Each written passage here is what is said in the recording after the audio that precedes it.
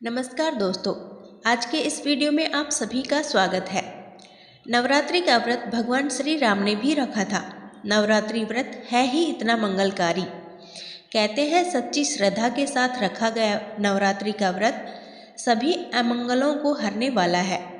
माँ जगदम्बा की अनुकंपा से नवरात्रि का व्रत रखने से बड़े बड़े संकट दूर होते हैं। आखिर भगवान राम ने किस मनोकामना की पूर्ति के लिए रखा था नवरात्रि का व्रत?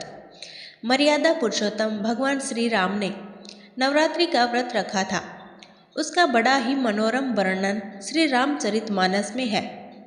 देवी भागवत महापुराण में भी इसको विस्तार से बताया गया है।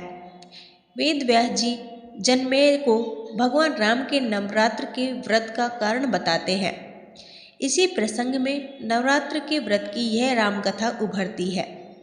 जनमेजय के जवाब में व्यास जी कहते हैं, सीता हरण से दुखी श्री राम लक्ष्मण से बोले, कितने बुरे दिन हैं। पिताजी सुरधाम सिधारे अपनी नगरी छूटी, वनवासी बने, सीता हरी गई, पता नहीं आगे क्या होगा।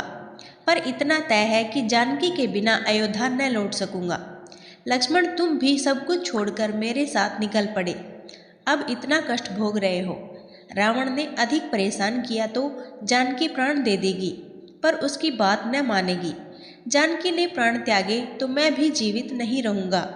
लक्ष्मण बोले, भैया आप चिंता न करें, बहुत से वानर सीता माता की खोज में गए हैं, जल्द ही उनका पता चल जाएगा। मैं अकेले ही सारे देवताओं और दानवों को जीतने की क्षमता रखता हूँ। फिर भी आवश्यकता पड़ी तो सेना सहित भरत और शत्रुघ्न को भी बुला लेंगे। आप कतई चिंता ना करें।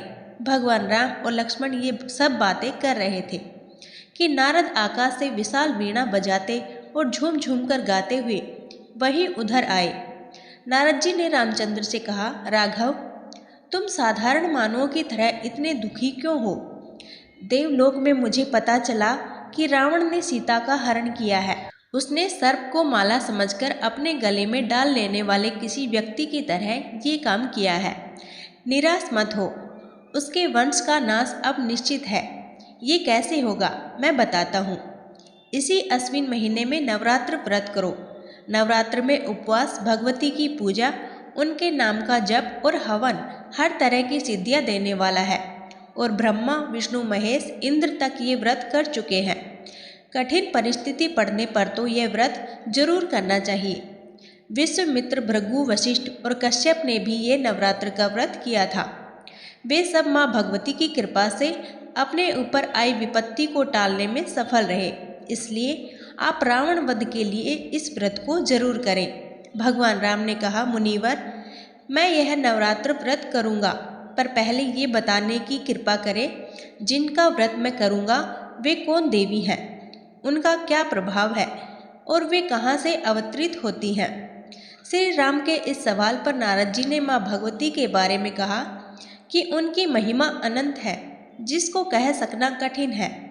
उनके अनगिनत नाम हैं। वे आदि शक्ति देवी हैं, जो हर जगह हमेशा विराजमान रहती हैं। और यही देवी तीनों लोकों की सृष्टि करती है।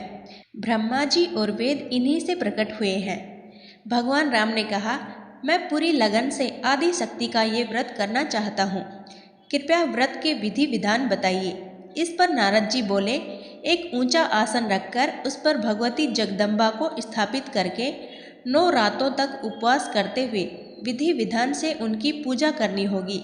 मैं इस कार्य में आचार्य का काम करूँगा। अश्विन मास आ गया था।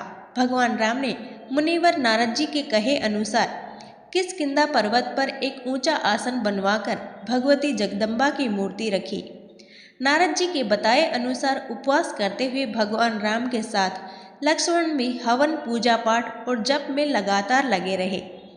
अष्टमी तिथि आई। भगवान राम ने माँ जगदम्बा को 108 नील कमल के पुष्प चढ़ाने की व्यवस्था कर रखी थी।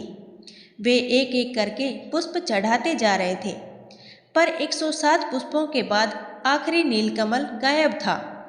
रावण ने अपनी माया से उसे गायब कर दिया था। अब रात हो चुकी थी और इस दुर्लभ नीलकमल की व्यवस्था असंभव थी।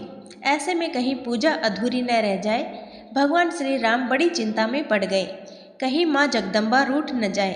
अचानक उन्हें स्मरण आया कि उन्हें कमल नयन भी तो कहते हैं। एक नील कमल की जगह उन्होंने अपनी एक आंख निकालकर अर्पित करने का फैसला किया।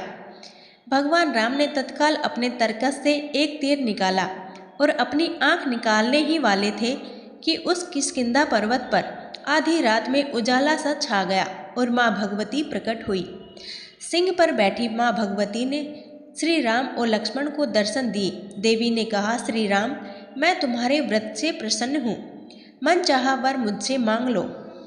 मनु के पावन वंश में विष्णु के अंश के रूप में तुम्हारा अवतार देवताओं की प्रार्थना पर रावण वध के लिए हुआ है। तुम्हारे साथ उपस्थित ये सभी वानर देवताओं के ही अंश हैं।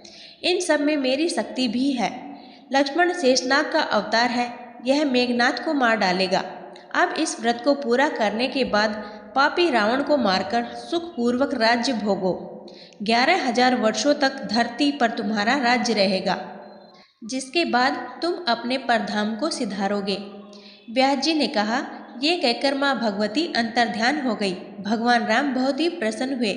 नवरात्र व्रत समाप्त करके 10वीं के दिन भगवान राम लंका की ओर चले गए और वहाँ भगवान राम और रावण के बीच भयंकर युद्ध हुआ, जिसमें भगवान राम की विजय हुई और उस युद्ध में भगवान राम ने रावण का वध कर दिया।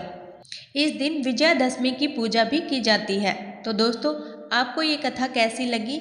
अच्छी लगी हो तो वीडियो को लाइक और हमारे चैनल को सब्सक्राइब जरूर करें। धन्यवाद।